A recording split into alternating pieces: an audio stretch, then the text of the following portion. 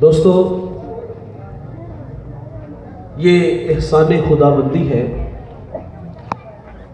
اللہ نے ہمیں وہ نبی عطا کیا ہے جس کے لیے نبیوں نے بھی دعائیں کی ہیں۔ حضرت ابراہیم علیہ السلام کعبے کی دیواروں کو کھڑا کر کے کہتے ہیں، ربنا وبعث فیہم رسولا، دیکھ اللہ تیرا بابرکت گھر تعمیر ہو گیا، اب تو اس پیارے رسول کو بھیج دے۔ آواز کم کرے۔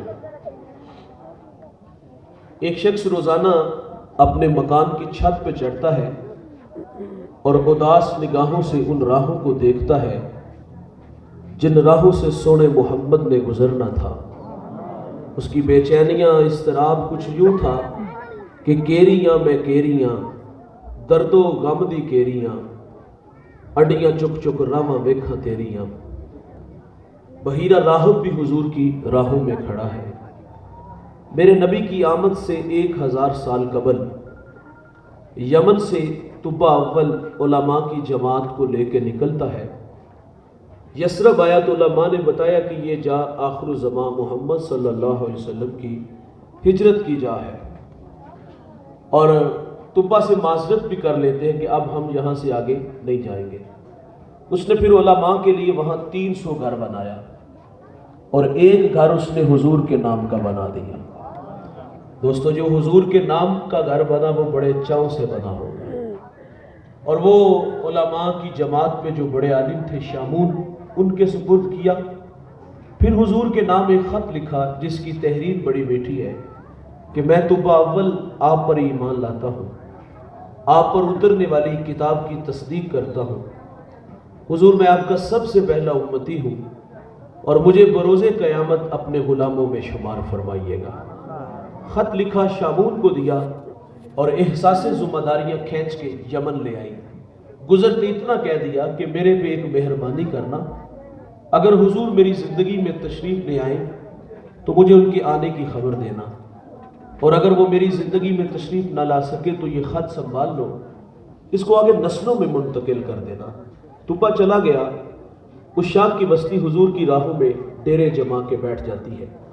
طبا روزانہ وہ راہیں تکتا ہے، کہیں سے کوئی سندیسہ، ہوا کا کوئی جھونکا میرے نام پیغام محبت لے آئے اور میں خود کو کھینچ کے در حبیب تک لے چلوں۔ طبا یاد رسول میں تڑپ تڑپ کے جان دے دیتا ہے۔ اس شام کی بستی حضور کی راہوں میں پلکیں بچھائی بیٹھ گئی۔ دوستو، پھر 1000 سال کا طویل زمانہ بیت جاتا ہے۔ میرے کریم آقا صلی اللہ علیہ وسلم مکہ سے ہجرت کر کے مدینہ آئے۔ طلال بدرو علینا کی صدائیں مدینہ کی سرزمین میں گونج اٹھتی ہیں، اور وہ خط جو 1000 سال پہلے حضور کے نام طبا نے لکھا تھا، وہ مدینہ میں جس شخصیت تک پہنچا ان کا نام حضرت ابو ایوب انصاری رضی اللہ تعالی عنہ ہے، اور یہ ان کا فخر ہے کہ انہیں حضور کی میزبانی کا بھی شرف ملا ہے۔ وہ کتنا خوش نصیب صحابی ہے جس کے دسترخوان پہ محمد عربی جلوہ فراز ہو۔ اور رومی کہتا ہے جب حضور ان کے گھر آئے نا تو چاہ چڑھ گیا، امروز شاہ شاہاں مہماں شدست و مارا، جبریل با ملائک درباں شدست و مارا۔ کہتے ہیں آج شاہوں کا شاہ میرے گھر کا مہمان بنا ہے اور نوریوں کا سردار جبریل میرے گھر کا پہرا دے رہا ہے۔ وہ خط حضرت ابو ایوب انصاری تک آیا۔ مشاورت سے یہ بات طے پائی کہ تقاضۂ محبت یہ ہے کہ حضور مدینہ آئے تو سب سے پہلے جو 1000 سال پہلے طبا نے حضور کے نام خط لکھا تھا وہ حضور کی خدمت میں پیش کیا جائے۔ اس کے لیے ابو لیلہ کا انتخاب ہوا۔ ابو لیلہ سامنے کھڑے ہیں اور میرے رسول دیکھ کر کے فرماتے کیا آپ ابو لیلہ ہو؟ قال نعم، جی میں ابو لیلہ ہوں، لیکن یہ تو بتائیں کہ آپ کو کس نے بتایا؟ فرمایا جس اللہ نے مجھے نبی بنایا۔ پھر حضور فرماتے 1000 سال پہلے میرے نام طبا نے خط لکھا تھا، فرمایا میرے دیوانے کا خط مجھے دے دو۔ یار طبا بھی حضور کی راہوں میں کھڑا ہے، اس شام کی بستی بھی حضور کی راہوں میں ہے، بحیرہ راہب بھی حضور کی راہوں میں ہے۔ میں ایک شخص کا تذکرہ کرنے لگا ہوں، میرا ایمان ہے کہ آپ کے کلیجے ٹھر جائیں گے۔ جس جوان کا تذکرہ کرنے لگا ان کا نام سلمان ہے، ان کا تعلق ایران کے مشہور شہر اصفہان سے ہے، اور اس شہر کا سردار سلمان کا والد تھا، اس کا مذہب وہ مجوسی تھا۔ سلمان کہتے میرے والد نے مجھے مذہب کی تعلیم گھر سے دلائی، اور پھر کھیتی باڑی کے لیے باہر نکالا۔ سر راہ عیسائیوں کا گرجا گھر آیا، جی چاہا کہ ان کی مذہبی زندگی دیکھوں یہ لوگ کیسے ہیں۔ فرماتے میں وہاں کافی دیر بیٹھا رہا، رات مرضی سے آیا، والد غصے میں تھا، کہا سلمان اس وقت تک کہاں تھے؟ فرماتے میں نے سچ سچ بتا دیا کہ میں گرجے میں تھا اور مجھے ان لوگوں نے متاثر کیا ہے، اب اس مذہب کی محبت میرے دل میں ہے۔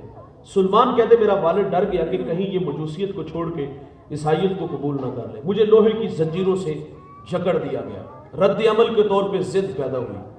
فرماتے میں نے فیصلہ کر لیا یہ وطن اس کی بہاریں، یہ مذہب اس کے ماننے والے، ان سے میرا کوئی تعلق نہیں۔ کہتے مجھے سبیل ملی اور میں ملک شام آ گیا، وہاں ایک عالم سے ملاقات کی، اپنے حالات سے آگاہ کیا کہ اس مذہب کی محبت مجھے یہاں تک کھینچ لائی ہے اور شہر کی سرداری کو ٹھوکر مار کے آیا ہوں، میں تشنا ہوں، میری پیاس بجھاؤ۔ سلمان کہتے تا دم آخر جب تک وہ عالم زندہ رہا میں نے اس کی بڑی خدمت کی، مرنے لگا تو میں نے کہا اب جاؤں تو کہاں جاؤں؟ اس نے مجھے موصل بھیج دیا۔ فرماتے وہاں ایک عالم تھا، میں نے اس کی خدمت کی، وہ مرنے لگا تو میں سراپا سوال من کے سامنے کھڑا تھا، اب جاؤں تو کہاں جاؤں؟ اس نے مجھے نصیبین بھیج دیا۔ فرماتے میں نے اس کی بھی بڑی خدمت کی، وہ مرنے لگا تو میں نے کہا اب کس چوکھٹ کا بیکاری بناؤ گے؟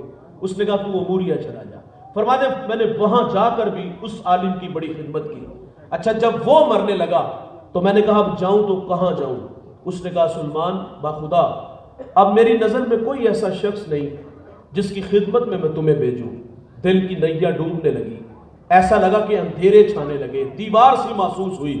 جب اس عالم نے ڈوبتی نیا دیکھی تو کنارہ دیتا ہے، کہا سلمان میں نے کہا باخدا اب میری نظر میں کوئی ایسا شخص نہیں جس کی خدمت میں تمہیں بھیجوں، اور واقعی کوئی نہیں۔ تو کہا پھر کہاں جاؤں؟ کہا اب آخر زمان محمد کا زمانہ قریب آ گیا ہے۔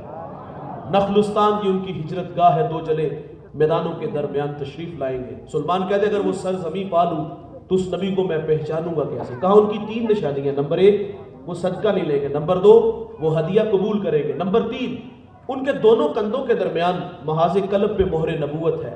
کہا سلمان اگر تو وہاں پہنچ سکتا ہے تو پہنچ جا۔ فرماتے میں نے رخت سفر باندھا، دوڑ لگا دی، سر راہ مجھے بنی کلب کا قافلہ ملا۔ میں نے ان سے کہا میرے پاس کچھ گائے بکریاں ہیں، یہ لے لو اور اپنی سرزمین تک پہنچا دو۔ فرماتے وہ اس بات پہ راضی تو ہوئے لیکن بڑے ظالم تھے کہ ایک جگہ پہ جا کے انہوں نے مجھے غلام بنا لیا۔ غلامی بڑی تلخ ہوتی ہے، فرماتے بڑے دھکے کھائے۔ فرماتے انہوں نے پھر مجھے ایک اور یہودی کے ہاں فروخت کر دیا۔ فرماتے اس یہودی نے ایک اور یہودی کے ہاں میرا سودا کر دیا۔ فرماتے اس یہودی کا تعلق حضور کے شہر مدینہ سے تھا۔ منزل نصیب ہو گئی، اب اڑیکنے لگی کہ وہ کب ہمایوں گھڑیاں آئیں، سعادت بخش لمحے نصیب ہو کہ میں حضور کی زیارت کروں۔ فرماتے ایک دن میں باغ میں تھا اور کھجور کے درخت پہ چڑھا تھا، اس کی خدمت میں لگا تھا۔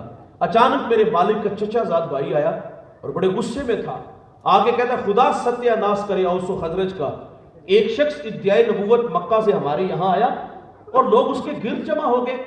سلمان کہتے میرے جسم پر کپ کپی طاری ہو گئی، میں نے اوپر سے چھلانگ لگا دی، انجام سے باخبر تھا، سوال کروں گا تو پیٹا جاؤں گا۔ قریب جا کے حضور کا تذکرہ کیا تو منہ پہ اس نے مالک نے مکہ مار دیا، خیر برداشت کیا۔ رات کی تاریکی چھائی، سلمان کہتے میں کھانا لے کے حضور کی خدمت میں حاضر ہوا۔ حضور اس وقت قباء میں اپنے غلاموں کے جرمٹ میں تھے۔ فرماتے میں نے کھانا پیش کرتے ہوئے عرض کیا حضور آپ ایک لمبا سفر کر کے مکہ سے ہمارے یہاں یثرب آئے ہیں اور میرے پاس یہ صدقے کا کھانا ہے اور آپ اس کے زیادہ حقدار ہو، قبول فرماؤ۔ سلمان کہتے حضور نے وہ کھانا خود نہیں کھایا، اپنے غلاموں میں بانٹ دیا۔ ایک نشانی پوری ہوگی۔ کہتے میں دوبارہ پھر حاضر ہوا، میں نے عرض کیا حضور یہ صدقہ نہیں یہ ہدیہ ہے، تو میرے رسول نے وہ قبول فرما لیا۔ 2 نشانیاں پوری ہوگی، اب ایک نشانی باقی ہے۔ سلمان کہتے ایک دن حضور بقیع میں اپنے غلام کی تدفین میں مشغول تھے اور میں بھی وہاں موجود تھا۔ کہتے میں حضور کے پیچھے آ کے کھڑا ہو گیا اس شوق میں کہ آج مہر نبوت کی زیارت کر لوں گا۔ کہتے جب پیچھے آ کے کھڑا ہوا نا تو میرے رسول نے میری طرف پلٹ کے دیکھا، حیا سے آنکھیں جھک گئی، آنکھوں میں اداسیاں تھی، دل میں محبت کی بچھی کائنات تھی۔ میرے رسول کو پیار آ گیا، کمر سے چادر اٹھا دی۔ جب کمر سے چادر اٹھتی ہے مہر نبوت کو دیکھتے ہیں، آگے بڑھتے ہیں، بدن سے لپٹتے ہیں اور بدن کو چومنا شروع کر دیتے ہیں، پھر آنکھوں میں اتھرو اتر آئے۔ میرے رسول فرماتے سلمان سامنے آ کے بیٹھو نا اور بتاؤ کہ ہمارا پیار تمہیں کہاں سے کھینچ لایا۔ پھر سلمان کچھ یوں کہہ دیتے ہیں، کبھی عرش پر کبھی فرش پر، کبھی ان کے در کبھی در بدر، غم عاشقی تیرا شکریہ میں کہاں کہاں سے گزر گیا. اور یار حضور کی راہوں میں سلمان فارسی بھی کھڑا ہے, بحیرہ راہب بھی کھڑا ہے, طبہ اول بھی کھڑا ہے, اشاق کی بستی بھی کھڑی ہے. اللہ کے خلیل اللہ کا گھر بنا کے کہتے ہیں ربنا وابعث فیہم رسولا. دیکھ اللہ تیرا بابرکت گھر تعمیر ہو گیا, اب تو اس پیارے رسول کو بھیج دے. سوال ہے آپ سے بھائی, مجھے بتائیے گا, کیا ہمیں تہجد کے وقت اٹھنا پڑا, ٹھنڈے پانی سے وضو بنانا پڑا, مصلی بچھانا پڑا, پیشانی جھکانا پڑی, منت سماجی کرنا پڑی؟ نہیں دوست, ہم سوئے تھے, وقت سواللہ نکلا, ہمیں باد صبا کے جھونکوں نے پیغام دیا, مدینے سے ٹھنڈی ہواؤں نے یہ سندیسے دیے. آنکھ کھلی, ماحول میں تازگی رونق اتنی تھی, آنکھ کھلتی ہے, گھر والے مسجد سے مؤذن کو لے آتے ہیں اور وہ چپکے سے دھیرے سے کان میں کہہ جاتا ہے مبارک ہو کہ تم محمد کے غلام بن کر آ رہے ہو. اس بات پہ ہم جتنا بھی فخر کریں وہ کم ہے. وہ نیازی کہا کرتے تھے کہ یہ میری خوش قسمتی, میں تیرا امتی, یاد ان کی نہ بھولو نیازی کبھی, وہ کہے امتی تو بھی کہہ یا نبی. میں ہوں حاضر تیری چاکری کے لیے, اور فخر کا دل میں دریچہ باز کرنا چاہیے, جن کا تو آقا ہے ان کو ناز کرنا چاہیے. آج یہاں ہم کس لیے جمع ہوئے ہیں؟ اس لیے جمع ہوئے کہ ہمیں سو ناز ہے اس پر کہ ہم تیرے ہی منگتے ہیں. ہم اس لیے جمع ہوئے کہ یہ اعزاز ہمارا, یہ شرف ہمارا, جس کی راہوں میں نبی کھڑے رہے, ہمیں تو انتظار بھی نہیں کرنا پڑا. تو اللہ نے وہ پیغمبر, وہ نبی ہمیں عطا فرما دیا. اللہ کے نبی موسیٰ علیہ السلام بڑے لاڈلے نبی, کوہ طور پہ اللہ سے ہم کلام ہوتے ہیں. ایک دن اللہ سے عرض کرتے اللہم انی اجد فی الالواح امتا ہم السابقون الاولون فاجعلہم امتی قال تلک امت احمد. مالک میں نے الواح تورات میں ایک امت کو پڑھا ہے جو آئے گی سب سے آخر پہ, لیکن وہ نمبر پہلا لے جائے گی. یا اللہ وہ امت میری امت بنا دے. فرمایا قال تلک امت احمد, فرمایا موسیٰ وہ تو میرے پیارے احمد کی امت ہے. یہ آپ لوگوں کی بات ہو رہی ہے. کہا مالک ایسی امت کو پڑھا ہے وہ صدقہ دے گے, کھا بھی خود جائیں گے, وَيُجَرُونَ عَلَيْهَا, اور اس کا اجر بھی خود لے جائیں گے. پہلی امتیں جب صدقہ دیتی تو پہاڑ پہ رکھ دیتے, آسمان سے آگ آتی اچک کے لے جاتی.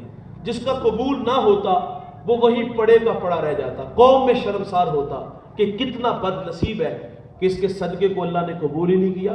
اور بھائی جان, ہمارا مال حلال کا ہے یا حرام کا, ہم نے جائز طریقے سے کمایا یا ناجائز طریقے سے, لوگوں کی ہڈیاں توڑی یا خون نچوڑا, جیسے بھی کمایا یہ ہمیں پتا ہے. قبول وہی ہوگا جو رزق حلال ہوگا. حرام کا کروڑوں بھی دیں گے تو قبول نہیں ہوگا. پہلی مہربانی یہ ہوئی کہ اللہ نے ہمارے عیبوں پہ پردہ ڈال دیا, ہمیں شرمندگی سے بچا لیا. اور بھائی جان, اگر ان کا قبول ہوتا تھا آگ لے جاتی تھی, کھا نہیں سکتے تھے. ادھر کہانی کیا ہے, خود دیا خود کھایا اور اجر بھی خود ہی لے گئے. کہا مالک وہ امت میری امت بنا دے. فرمایا وہ تو میرے پیارے احمد کی امت ہے. ایک اور سوال کیا, مالک ایسی امت کو پڑا ہے یاکلون الفیع, وہ مال فیع کھائیں گے. ایک ہوتا ہے مال غنیمت اور ایک ہوتا ہے مال فیع. مال غنیمت اس مال کو کہتے ہیں کہ جب جنگ کے بعد جو دشمن سے مال حاصل ہو وہ مجاہدین میں بانٹ دیا جاتا ہے. اور مال فیع اس مال کو کہتے ہیں جس میں جنگ کی نوبت ہی نہ آئے, دشمن مارے خوف کے ویسے ہی تم دبا کے بھاگ جائے, بغیر مشقت جو مال حاصل ہوتا ہے وہ مال فیع ہوتا ہے. اس امت کے لیے جائز. کہا مالک وہ امت میری امت بنا دے. فرمایا وہ تو میرے پیارے احمد کی امت ہے. کہا اللہ میں نے ایسی امت کو بھی پڑھا ہے وہ نیکی کا ارادہ کریں گے, نیکی کی نہیں, دل میں شوق پیدا ہوا ہے کہ میں دکھیوں کے کام آؤں گا, میں بیواؤں کے کام آؤں گا, میں کانٹوں بھری بستی میں سنت کے پھول اگاؤں گا, میں جیوں گا اللہ کے لیے, مروں گا اس کے دین کے لیے, میری دھڑکنیں میری سانسیں قرآن کی نوکری میں گزریں گی. یہ نیکی کا ارادہ ہے بھائی. ابھی کسی دکھیے کے کام نہیں آیا, ابھی کسی گرتے کو سہارا نہیں دیا, ابھی کسی کو کھینچ کے مسجد میں نہیں لایا, ابھی کسی کی پیشانی میں سجدوں کا نور نہیں لایا, ابھی کسی کی آنکھوں پر حیا کے پہرے نہیں بٹھائے, ابھی کسی کے کانوں میں قرآن کے نغمے نہیں لایا. نیک جذبے ہیں, اللہ کو ایسے لوگ بڑے پسند محبوب ہیں. کھاتے میں نیکی ڈال دی جائے گی. عرض کی مالک وہ نیکی ایک کریں گے, لکھی ایک نہیں 10 جائیں گی. وہ امت میری امت بنا دے. فرمایا وہ تو میرے پیارے احمد کی امت ہے. کہا مالک ایسی امت کو بھی پڑا ہے وہ گناہ کا ارادہ کریں گے. گناہ کیا نہیں, پروگرام بنا ہے, رات شراب خانے میں جا کے شراب کے جام اڑائیں گے, بند کمروں میں آبرو ریزی کریں گے, منحوس خیال آ گیا کہ میں تنکوں کے نشے من میں میری ہمسائیگی میں بسنے والے سنگ مرمر کے بنے گھروں میں رہے، میرے بچے نانے شبینہ کو ترسے، اس کے گھر میں گھی کے چراغ جلے، میں قصب و کرسی کی زندگی گزاروں، وہ عیش و عشرت میں رہے۔ منحوس خیال آیا میں رہزن بنوں گا، لٹیرا بنوں گا، ہاتھ حرام کی طرف بڑھاؤں گا۔ یہ گناہ کا ارادہ ہے۔ ابھی شراب کے جام لبوں سے نہیں لگے، ابھی کسی کی بیٹی کی عزت پہ ہاتھ نہیں ڈالا، ابھی سود کا دھندا نہیں کیا، ابھی ہاتھ حرام کی طرف نہیں بڑھایا، اور یہاں حکم بھی نہیں کہ میرے بندے کے دماغ کی سکرین پر اس وقت جو گندے خیال آ رہے ہیں وہ مجھے پسند نہیں، اس کے کھاتے میں گناہ ڈال دو۔ اور نہیں بھائی، یہاں روک لیا گیا۔ ہو سکتا ہے یہ جو قدم سیلمے گھر کی طرف اٹھ رہے ہیں اللہ کے گھر میں آ جائیں، یہ جو ہاتھ حرام کی طرف بڑھا رہا ہے اللہ کے تھوڑے پر ہی راضی ہو جائے۔ گناہ کے ارادے سے گناہ نہیں لکھا جائے گا۔ انسان کی فطرت میں بھول جانا بھی ہے، اگر گناہ سرزد ہو جائے گا تو لکھا بھی ایک جائے گا۔ اور دوست، اگر کوئی ندامت کے اتھرو اس کی چوکھٹ پہ لے کے آ جائے، کیے ہوئے گناہوں پر شرمسار ہو جائے، ہجرت کر کے پلٹ آئے، یہ میرے رب کا وعدہ ہے، میں اس کے گناہ کو لوح محفوظ سے مٹا دوں گا۔ ہم تو مائل بکرم ہیں، کوئی سائل ہی نہیں، راہ دکھلائیں کسے، کوئی راہ روے منزل ہی نہیں۔ جو گناہ چھوڑتے ہیں عادت باری تعالیٰ ہے، وہ گناہوں پر کرم کا قلم پھیر دیتا ہے۔ علامہ سعدی لکھتے ایک بوڑھا ہر سال حج کے لیے جاتا تھا، کسی نوجوان کو ساتھ جانے کا اتفاق ہوا، اللہ کے گھر میں پہنچے، بوڑھے نے لبیک کہا، ہاتف سے آواز آئی لا لبیک، بوڑھے تیرا کوئی حج نہیں۔ ساتھ نوجوان تھا، وہ چونک سا گیا، اس نے کہا بابا جی آواز نہیں سنی؟ کہا پتر یہ آواز میں 70 سال سے سن رہا ہوں۔ وہ جوان کہتا پھر بھی آتے ہو؟ اب کلیجہ پھٹنے لگا، رو کے کہا بتا اس در کے علاوہ کوئی در ہے جہاں جا کے دامن پھیلاؤں؟ بس اتنا کہنا تھا کہ رحمت خدا بندی جوش میں آئی۔ حاتم سے آواز آئی جا بوڑھے، ہم نے تیرے 70 کے 70 حج قبول فرما لیے۔ کہا ایسی امت کو پڑا ہے وہ گناہ کا ارادہ کریں گے، ارادے سے نہیں لکھا جائے گا، فطرت میں بھول جانا ہے، ہو جائے گا تو لکھا بھی ایک جائے گا۔ اے اللہ وہ امت میری امت بنا دے۔ فرمایا وہ تو میرے پیارے احمد کی امت ہے۔ 9 سوال تھے اور ہر سوال پہ ایک ہی جواب ملا۔ آخر پہ عرض کرتے ٹھیک ہے اللہ، وہ امت میری نہیں بنانی تو نہ بنا، مجھے ہی اس محمد کا امتی بنا دے۔ تو پھر ہم کیوں نہ کہیں کہ یار یہ میری خوش قسمتی، میں تیرا امتی، یاد ان کی نہ بھولو نیازی کبھی، وہ کہے امتی تو بھی کہے یا نبی۔ میرے رسول اس امت میں توجہ چاہوں گا، 63 برس گزار کے گئے اور ساری زندگی ہمیں یاد رکھا۔ فضل بن عباس کہتے جب حضور کو مرکز نور میں اتارا گیا تو میں نے دیکھا لب حرکت میں تھے، کان قریب کر کے سنا تو حضور اس وقت بھی فرما رہے تھے اے اللہ میری امت کی مغفرت فرما دے۔ میلاد کے موسم میں آپ کی توجہ چاہوں گا، میرے رسول پر عذاب کی آیتیں اتری، رنگ متغیر ہو گیا، مجمع صحابہ سے اٹھے اور باہر چلے گئے۔ تھوڑی دیر انتظار کیا، حضور تشریف نہ لائے تو تلاش کرنا شروع کر دیا۔ ایک دن، 2 دن، حتیٰ کہ تیسرے دن کا سویرا طلوع ہو گیا، ممبر اداس ہے، گلیاں اجڑ گئیں۔ بلال حبشی کو زمانے نے دیکھا مدینے کی گلیوں میں چیخے مار مار کے رو رہا ہے۔ واصف علی واصف کہتے ہیں شرف مکان کا نہیں ہوتا، مکین کا ہوتا ہے۔ وہ یثرب تھا، بیماریوں کا گھر تھا، سونے محمد کے قدم لگتے ہیں اللہ مدینے کی خاک میں شفا رکھ دیتا ہے۔ تیسرا دن ہوا، صحابہ جنگل میں گئے، وہاں ایک چرواہا دیکھا، اس سے کہتے تو نے اس نام کا کوئی شخص تو نہیں دیکھا؟ اس نے کہا اتنا میٹھا نام تو سنے ہی پہلی دفعہ ہے۔ ہاں اتنا جان تو وہ سامنے غار دیکھتے ہو جس کا نام جبل صلاح ہے، وہاں ایک جوان ہے جو صبح بھی روتا ہے شام بھی روتا ہے، اور کہتا وہ میری بکریاں دیکھو ہلکا بنائے بیٹھی ہے، نہ کچھ کھاتی ہے نہ کچھ پیتی ہے، وہ روتے ہیں تو یہ بھی روتی ہے۔ صحابہ نے پوچھا وہ رونے والا کیا کہتا ہے؟ اس نے کہا جب اس کے لبہائے مبارک کھلتے ہیں تو وہ رب حبلی امتی کی صدائیں دیتے ہیں۔ بے جان جسموں میں جان آئی، صحابہ اندر داخل ہوئے، آنکھیں کیا دیکھتی ہیں کہ پیشانی نوکیلے پتھر پہ جھکی ہے اور رو رہے ہیں، اور کیا کہتے ہیں اللہ میری امت کی مغفرت فرما دے۔ صحابہ نے منت سماجی کی، فرمایا اتنی دیر تک سجدے سے سر نہیں اٹھاؤں گا جتنی دیر تک اللہ وعدہ نہیں کر دیتا۔ دوستو سنو، پھر سیدہ فاطمہ کو خبر ملی، آپ مدینے کی عورتوں کو لے کے اس غار کی طرف آئیں، صحابہ پیچھے ہٹے، آپ اندر داخل ہوئی، عرض کر دیا ابو بیٹی آئی ہے، جگر کا ٹکڑا آیا ہے، جس کے لیے مسند بچھا دیتے تھے فاطمہ آئی ہے، حضور بیٹی کو بھی فرما دے مجھے امت کی محبت رلا رہی ہے۔ اور پھر جب سیدہ نے دیکھا کہ حضور سجدے سے سر نہیں اٹھا رہے تو پھر اللہ سے عرض کی مالک میں نے سنا ہے جب فقیروں اور درویشوں کی دعائیں مستجاب نہیں ہوتی تو وہ سروں سے پگڑیاں اتار کے تجھ سے دعا مانگتے ہیں، پھر تجھے اپنے بندوں پہ رحم آ جاتا ہے۔ عرض کیا مالک آج تیرے نبی کی بیٹی فاطمہ جس پر تو نے تطہیر کی آیتوں کو نازل کیا ہے، میں سر سے دوپٹہ اتار کے اپنے بابا کی امت کے لیے تجھ سے بھیک مانگتی ہوں۔ سیدہ کا ہاتھ رضا کی طرف بڑا کوہرام مچ گیا، بادلوں کی اوٹ میں سورج نے منہ چھپا لیا، ایسا لگا کہ قیامت آ گئی۔ رومی کہتا پھر ایک صدا اٹھی، پس ودا آمد ز یزدہ کائے رسول، من دعائے فاطمہ کردم قبول، گر طلب کر دی زمین و آسماں، جملہ بخش دے مجھ در یک زماں۔ فرمایا جبریل دیر نہ کرو جلدی جاؤ، میرے نبی سے کہو کہ سجدے سے سر اٹھا لے، ہم نے فاطمہ کی دعا قبول کر لی ہے، جیسے آپ کہو گے ہم امت سے ویسے ہی معاملہ فرما دیں گے۔ محبت کہتے عمل کو آسان کرتی ہے، محبت دعویٰ عمل دلیل۔ غلامی رسول میں موت بھی قبول ہے، ناراض نہ ہوئیے گا کہ نعرے کھوکھلے ہو چکے ہیں۔ محبت تقاضے چاہتی ہے اور محبت عمل مانگتی ہے جس سے ہم کوسوں دور چلے گئے۔ تو اسی نشے میں اللہ سے جذبے مانگیے گا عمل کے کہ یہ فخر ہمارا ہے، یہ اعزاز ہمارا ہے جس کے لیے نبیوں نے دعائیں کی، اللہ نے ہمیں وہ نبی عطا کر دیا۔ ساری زندگی امتی امتی پکارتے رہے، یہ میری خوش قسمتی میں تیرا امتی، یاد ان کی نہ بھولو نیازی کبھی، وہ کہیں امتی تو بھی کہہ یا نبی، میں ہوں حاضر تیری چاکری کے لیے، اور فخر کا دل میں دریچہ باز کرنا چاہیے، جن کا تو آقا ہے ان کو ناز کرنا چاہیے۔ آج میں اور آپ یہاں ناز کرنے کے لیے جمع ہوئے ہیں۔ میں ایک بات کروں گا، اس کے ضمن میں ایک دو چیزیں عرض کر کے گفتگو سمیٹ لیتا ہوں۔ حضرت عیسیٰ علیہ السلام اپنے حواریوں سے ایک دن فرماتے میں جا رہا ہوں اور میرے بعد آنے والا پیغمبر دنیا میں آ رہا ہے اور وہ بڑی عظمتوں کا حامل ہوگا، ان کا نام احمد ہوگا۔ جب حضور کا تذکرہ حضرت عیسیٰ کے لبوں پہ آیا نا تو مجمع میں ایک حواری اٹھ کے کھڑا ہو گیا، اس نے کہا حضرت آنے والا نبی کیا آپ سے بھی افضل ہوگا؟ دیکھیں شاگرد مرید، بیٹا سمجھتا ہے میرے رشتوں سے افضل کوئی نہیں، بیٹا کہتا ہے میرے باپ سے افضل کوئی نہیں، شاگرد کہتا ہے میرے استاد سے افضل کوئی نہیں، مرید کہتا ہے میرے شیخ سے افضل کوئی نہیں، امتی بھی کہتا ہے کہ میرے نبی سے افضل کوئی نہیں۔ وہ تو بدبخت ہے نا جو نبی بھی کہے اور عیب بھی نکالے۔ محبوباں تے نکتہ چینی جڑے کرن تو باس نہیں ہوندے، اصل منافق جانو انہاں نو وہ جھوٹے پیار جتاندے۔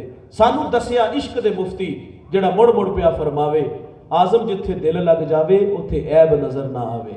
عیب ہو بھی تو نظر نہیں آتا، اور یہاں تو عیب نام کی چیز ہی نہیں۔ خلیفہ وقت نے ایک دفعہ لیلا کو اپنے دربار میں بلایا، کوسنے دیے، اس نے کہا تیرے نام کے بڑے شعرے سنے ہیں، تو نے ایک کیس نامی جوان کو پاگل کر دیا، میرے خیالوں میں تھا کہ تو حسن کی پری پیکر ہوگی، نرگسی آنکھیں شربتی لہجہ ہوگا، تبھی تو کیس تجھ میں کھبسا گیا۔ اس نے کہا تو نے مجھے متاثر نہیں کیا، دیکھ میرے دربار میں تجھ سے زیادہ خوبصورت ہے، میری باندیاں ہیں۔ شرم پانی پانی نہیں ہوئی، نظریں نہیں جھکائی، رستہ نہیں بدلا، بلکہ غصے میں آ گئی۔ رومی وہ ساری گفتگو بیان کرتے ہیں، گفت لیلا را خلیفہ کان توئی، کس تو مجنو شد پریشان ہو گوی، از دیگر خوبا تو افزو نیستی، گفت خامش چو تو مجنو نیستی، دیدہ مجنو اگر بودے ترا، ہر دو عالم بے خطر بودے ترا، باخودی تو لیک مجنو بے خودست، در طریق عشق بیداری بدست۔ رومی کہتے جب کھری کھری سنائی نا تو غصے میں آ گئی، کہتی گفت خامش چو تو مجنو نیستی، خلیفہ تو کو مجنو تو نہیں، دیدہ مجنو اگر بودے ترا، وہ کہتی مجنو کی آنکھ سے دیکھتا تو عیب نظر نہ آتا، باخودی تو لیک مجنو بے خودست، وہ کہتی جس کوچے میں مجنو نے قدم رکھا ہے وہاں ہوش کو چھٹی دینا پڑتی ہے، ہوش والوں کو اس کوچے سے کچھ نہیں ملتا، اور لیلا کو دیکھنا ہے تو مجنو کی آنکھ سے دیکھو، اور اگر محمد عربی کو دیکھنے کا شوق ہو نا تو پھر نگاہ صدیق سے دیکھا کرو، نگاہ فاروق سے دیکھا کرو، پھر عیب نہیں، پھر تمہیں کمال نظر آئیں گے، کیونکہ ڈٹھے ورق قرآن دے پھول سارے تیری شان جیا نہیں کوئی ہور ڈٹھا، تیری شان دا کرے مقابلہ جیڑا اونوں عاشقاں اصلی چور ڈٹھا، کوئی نور آکھے کوئی بشر آکھے پیندا رات دینے ایہو شور ڈٹھا، اللہ والیاں گل مکا دیتی تساں ہور ڈٹھا اساں ہور ڈٹھا۔ تو یہ نلائکی ہے، نبی بھی کہے اور عیب بھی نکالے۔ جب عیسیٰ علیہ السلام کے لبوں پر میرے رسول کے ترانے آئے نا تو حواری کہتا کہ آنے والے آپ سے بھی افضل ہوں گے۔ جواب سنیے، حضرت عیسیٰ علیہ السلام فرماتے تم افضل ہونے کی بات کرتے ہو، اگر اس نبی کے نالین کے تسمے کھولنے کی سعادت مریم کے بیٹے عیسیٰ کو نصیب ہو جائے نا تو یہ بھی بڑے مقدروں کی بات ہے۔ تو اللہ تعالیٰ یہ فخر ہمارا، اعزاز ہمارا ہے، اور ہمیں بھی چاہیے کہ ہم ساری زندگی حضور نبی رحمت صلی اللہ علیہ وسلم جو شریعت، جو پیغام محبت ہمارے نام لائے ہیں، ہم اس کو دل و جان سے قبول کرنے کا مزاج بنائیں۔ جو کہا سنا اللہ ہم سب کو عمل کے جذبے عطا فرمائے۔ میں شکر گزار ہوں ان بچوں کا، بھائیوں کا جنہوں نے اس بزم کو سجایا، اتنے لوگوں کو جمع کیا، اللہ تعالیٰ انہیں دنیا آخرت کی عزتوں سے مالا مال فرمائے۔